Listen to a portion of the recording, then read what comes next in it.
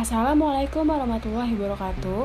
Dalam kesempatan kali ini, kelompok kami akan membahas materi mengenai pengambilan keputusan penggunaan vaksin AstraZeneca dalam rangka vaksinasi COVID-19. Sebelumnya, perkenalkan anggota kelompok kami. Yang pertama ada Vika Pradipta dengan NIM F1B018024. Kemudian ada Palupis Penirum dengan NIM F1B018046. Yang ketiga ada Siti Nadia Putri Maharani dengan NIM F1B018050. Yang terakhir ada Imelda Leticia Ros dengan NIM F1B018053. Pertama-tama kita kenali dulu apa itu pengertian keputusan. Menurut James A. F. Stoner, menyatakan bahwa keputusan ialah suatu pemilihan di antara alternatif-alternatif. Dari pengertian keputusan tersebut mengandung arti yang pertama, ada pilihan atas logika atau pertimbangan. Yang kedua, ada beberapa alternatif yang harus dipilih salah satu yang terbaik. Yang ketiga, ada tujuan yang ingin dicapai dan keputusan itu makin mendekatkan pada tujuan tersebut.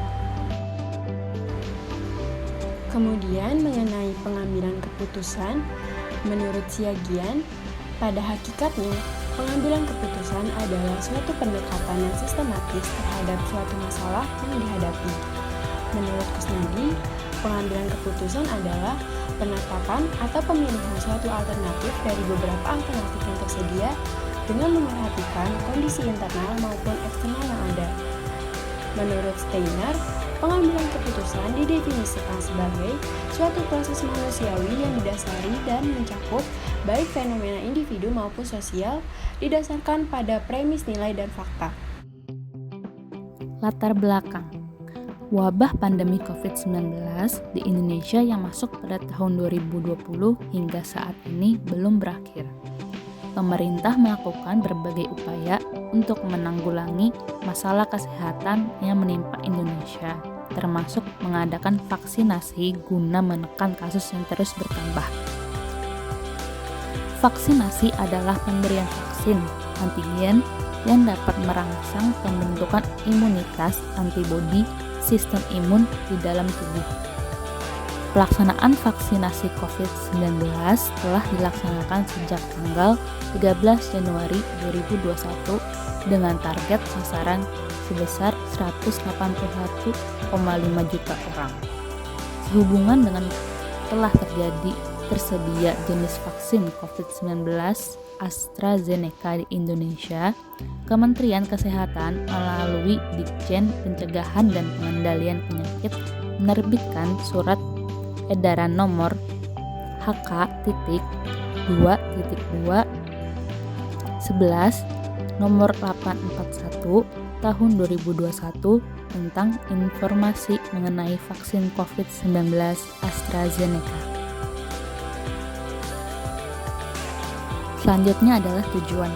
Tujuan dari pengadaan vaksinasi COVID-19 adalah antara lain: pertama, mengurangi transmisus atau penularan COVID-19. Yang kedua, menurunkan angka kesakitan dan kematian akibat COVID-19. Ketiga, mencapai kekebalan kelompok di masyarakat atau herd immunity. Dan yang terakhir, melindungi masyarakat dari COVID-19 agar tetap produktif secara sosial dan ekonomi. Peraturan terhadap peraturan mengenai vaksinasi COVID-19. Yang pertama, Peraturan Menteri Kesehatan Republik Indonesia Nomor 10 Tahun 2021 tentang pelaksanaan vaksinasi dalam rangka penanggulangan pandemi Coronavirus Disease 2019 atau COVID-19. Isi peraturan mengatur tentang proses pelaksanaan vaksin COVID-19. Yang kedua, Kementerian Kesehatan melalui Ditjen Pencegahan dan Pengendalian Penyakit menerbitkan surat edaran nomor HK.2.2 nomor 841 tahun 2021 tentang informasi mengenai vaksin COVID-19 AstraZeneca. Isi surat edaran secara garis besar memberikan informasi mengenai vaksin AstraZeneca.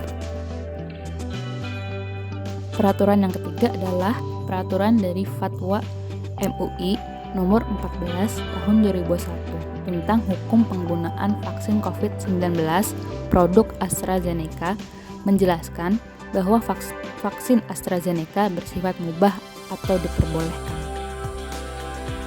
Mengacu kepada surat edaran Kementerian Kesehatan tentang informasi mengenai vaksin COVID-19, AstraZeneca menjelaskan bahwa vaksin COVID-19 AstraZeneca adalah vaksin vektor adenoviral atau rekombinan, yaitu mengandung virus flu biasa yang telah dimodifikasi sehingga tidak dapat bereplikasi atau berkembang di dalam tubuh manusia, tetapi dapat menimbulkan respon kekebalan terhadap COVID-19.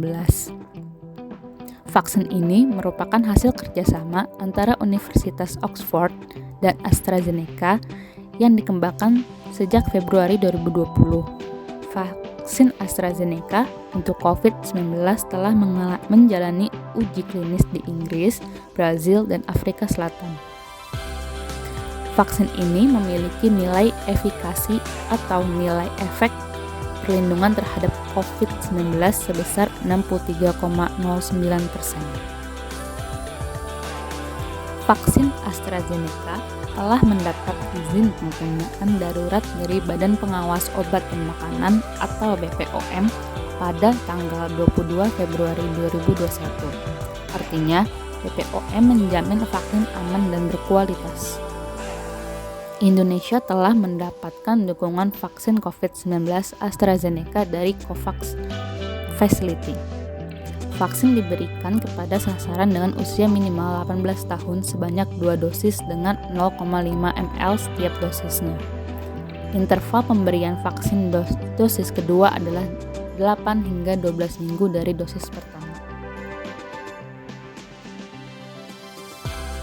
Adapun kelompok sasaran yang boleh menerima vaksin diantaranya adalah yang pertama, warga yang berusia di atas 18 tahun, yang kedua, kelompok lanjut usia atau lansia sudah bisa mendapatkan persetujuan untuk diberikan vaksin COVID-19. Yang ketiga, ibu menyusui. Yang keempat, bagi yang mempunyai riwayat tertentu melakukan vaksin di rumah sakit dan atau setelah mendapatkan persetujuan atau keterangan layak vaksinasi COVID-19. Pro dan kontra vaksin AstraZeneca. Vaksin AstraZeneca ini telah menuai pro kontra sejak tiba di tanah air. Adapun kontra terkait vaksin AstraZeneca yaitu yang pertama, isu efek samping yang menyebabkan pembekuan darah. Yang kedua, masa expiry date vaksin AstraZeneca yang hanya sampai Mei 2021. Dan yang tiga, isu meninggal usai divaksin tersebut.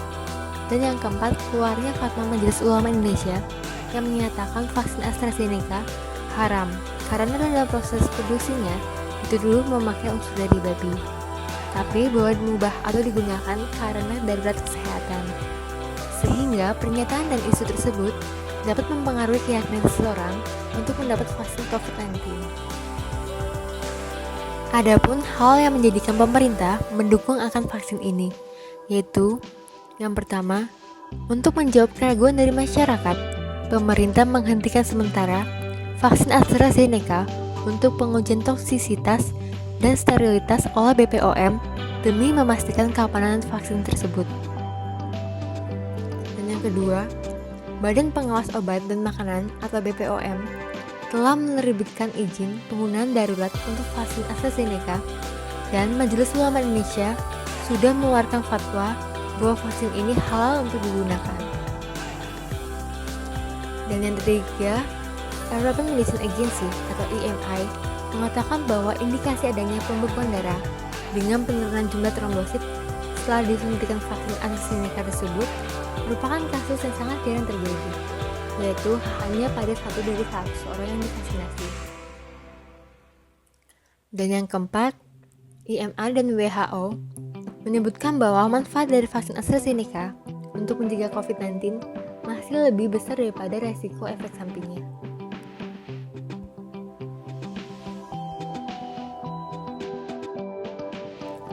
Juru bicara Kementerian Kesehatan, Dr. Siti Nadia Tarmizi, menyatakan bahwa hingga saat ini, berdasarkan data Komnas KIPI, belum pernah ada kejadian orang meninggal dunia akibat vaksinasi COVID-19 di Indonesia. Dalam beberapa kasus sebelumnya, meninggalnya orang yang berstatus telah divaksinasi COVID-19 adalah karena penyebab lain, bukan akibat vaksinasi yang diterimanya. Oleh sebab itu, Kementerian Kesehatan menghimbau masyarakat untuk tenang dan tidak termakan oleh hoaks yang beredar. Masyarakat diharapkan selalu mengakses informasi dari sumber yang terpercaya. Lalu selanjutnya, mengapa vaksin AstraZeneca ini menimbulkan pro dan kontra? Mari kita lihat dari kasus vaksin AstraZeneca di dunia. Berdasarkan data dari Kementerian Kesehatan, dari 17 juta orang penerima vaksin AstraZeneca di dunia, terdapat 40 kasus pembekuan darah atau penggumpalan darah yang dialami setelah menerima vaksinasi tersebut.